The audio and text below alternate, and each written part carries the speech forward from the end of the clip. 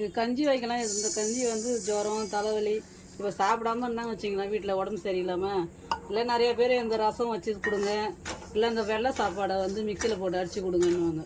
அப்படி கூட பிடிக்க மாட்டாங்க, அது பிடிக்காது. இதுமாதிரி அரிசி எடுத்துங்க, அரிசி எடுத்துகிட்டு பொண்ணு வரவெல்லாம் வறுத்துங்க, வறுத்துட்டு மிக்சியில் போட்டு நுணுக்கிட்டு ரவை பதத்தில் வரும். அப்போ நீங்கள் என்ன பண்ணுங்க, கஞ்சி காய்ச்சி கொடுங்க. அது வீட்டில் இருக்கிறவங்க எல்லாருமே குடிக்கலாம். உடம்பு சரியில்லாதவங்க இல்லை, ஒரு தடவை ட்ரை பண்ணி பாருங்கள், எல்லாருக்குமே பிடிக்கும். வந்துச்சு இப்போ எடுத்துடலாம். எடுத்துகிட்டு ஒரு சூடாகட்டும், ஒரு 10 நிமிஷம் 5 நிமிஷம் நல்லா ஆறுனதுக்கு அப்புறம் மிக்சியில் போட்டு நுடிக்கலாம். பாருங்க, இதில் ஒரு கிளாஸ் அரிசி எடுத்துருக்குறேன், இதில் 2 சொம்பு தண்ணி, முன்னாடியே ஒரு சொம்பு ஊற்றி வச்சுருக்குறேன், இப்போ ஒரு சொம்பு தண்ணி. இது நல்லா வெந்துடும். வெந்துச்சு தண்ணி பத்தலைனா கூட ஊற்றிங்க கொஞ்சம்.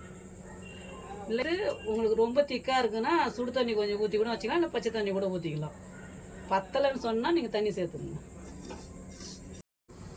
இப்போ 5 நிமிஷம் ஆகிடுது, சூடாகிடுச்சு. இப்படி கையை வச்சு பாருங்கள், நமக்கு எடுக்கிற அளவுக்கு இருந்துச்சுன்னா மிக்சியில் போட்டு நுணிக்கிடுவோம்.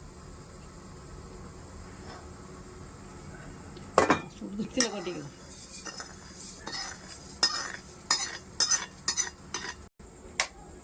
ரவை பதம் ஆற வரைக்கும் நுணிக்கலாம். ரொம்ப பவுடர் ஆகணும், ரவை சைஸு.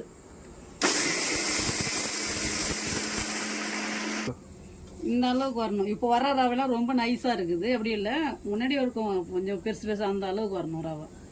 அந்த அளவுக்கு பதம் இருக்கணும். இப்போ தான் ரொம்ப பவுடராக மாவு மாதிரி ஆகிருக்குது. தண்ணி இந்த அளவு கொதிச்சிடுது, கொட்டும் போது கொஞ்சம் கிண்டிக்கினே இருங்க, நான் கட்டி பிடிச்சிரும். கொஞ்சம் கிண்டுங்க. இது ஜுரம் அடிச்சவங்க இல்லை, மாசமாக இருக்கிறாங்க, அவங்க சாப்பிடவே பிடிக்கல அவங்களுக்கு சொன்னால் இந்த கஞ்சி வச்சு கொடுங்க, குடிப்பாங்க. வயசானவங்க இருக்கிறாங்கன்னா யார் வேணாலும் சாப்பிட்லாம். ஜுரம் அடித்தவங்க தான் சாப்பிடணும்னு இல்லை, யார் வேணாலும் வீட்டிலேயே கூட நம்மளே வச்சு கூட சாப்பிட்லாம் கஞ்சி. ஒரு தடவை ட்ரை பண்ணி பாருங்கள், அதான் அடிக்கடி வைக்க சொல்லுங்கள் கஞ்சி. பூண்டு ஊறுகாய், மாங்காய் ஊறுகாய், என்ன வீட்டில் இருக்குதோ அதை வச்சு சாப்பிடுவோம். எங்களுக்கு ஆதரவு கொடுக்குறீங்க தருணா கிச்சனுக்கு ரொம்ப நன்றி. சப்ஸ்கிரைபர் அனைவருக்கும், பார்க்குறவங்க அத்தனை பேருக்கும் ரொம்ப நன்றி. எங்களுக்கு டெய்லி ஆதரவு கொடுக்குறீங்க, ஒரு ஆள் 3 பேர் 4 பேர் அப்படி, அவங்க எல்லாருக்கும் நன்றி. இன்னும் ஆதரவு கொடுங்க எங்களுக்கு, எல்லாருக்கும் கொடுக்குற மாதிரி எங்களுக்கும் கொடுங்க. நல்லா கொதிக்குது, வெந்துச்சா பார்க்கலாம். வேகலைன்னா இன்னும் ஒரு 10 நிமிஷம் வேக வைக்கலாம். இப்படி தொட்டு பாருங்கள், வெந்திருக்குதா இல்லை தெரியும். இல்லை வேகலை, இன்னொரு 10 நிமிஷம் வேகட்டும். தண்ணி பத்தலை, கொஞ்சம் தண்ணி கொஞ்சம் சேர்த்துக்கிறேன். இப்போ இதில் ஒரு 2 சொம்பு ஊற்றிடுங்க. இப்போ பாதி ஊற்றிக்கலாம் தண்ணி. இப்போ பார்க்கலாம் வெந்துச்சேன்னு. இந்த அளவு கொதிக்கட்டும், கொதிச்சதுக்கப்புறம் வெந்துச்சான்னு பார்க்கலாம். வெந்துச்சு. இப்படி நல்லா பூத்து நல்லா மலர்ந்து இருக்கும். வெந்து போச்சுன்னா கஞ்சி இப்படி இருக்கும். கல் உப்பு சால்ட் உப்பு அது உங்கள் விருப்பம், இதிலே போட்டுடுப்போம். கஞ்சி ரெடி ஆயிடுச்சு. உங்களுக்கு வந்து இந்த அளவு, அந்த ஒரு கிளாஸில் வந்து இந்த அளவுக்கு வந்துருக்குது. இதோட கம்மியாக வேணும்னா நீங்கள் பாதி கூட எடுத்துங்க. பாதி கிளாஸ் எடுத்து உங்களுக்கு திட்டம் எவ்வளோ எத்தனை பேர் இருக்கிறீங்களோ ஒரு 50 கிராமும் அப்படி எடுத்துங்க அரிசி, சரியாக இருக்கும்.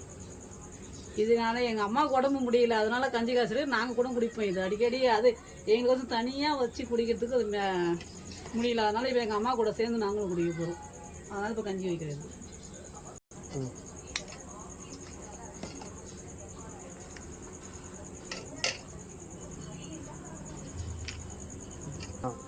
உங்கள்கிட்ட என்ன ஊறுகாய் இருக்கோ எடுத்துங்க. பூண்டு ஊறுகாய், மாங்காய் ஊறுகாய், இல்லை ஊரில் இருக்கிறவங்க என்ன பண்ணுவாங்க, வீட்லேயே ஊறுகாய் போட்டு வச்சுருப்பாங்க.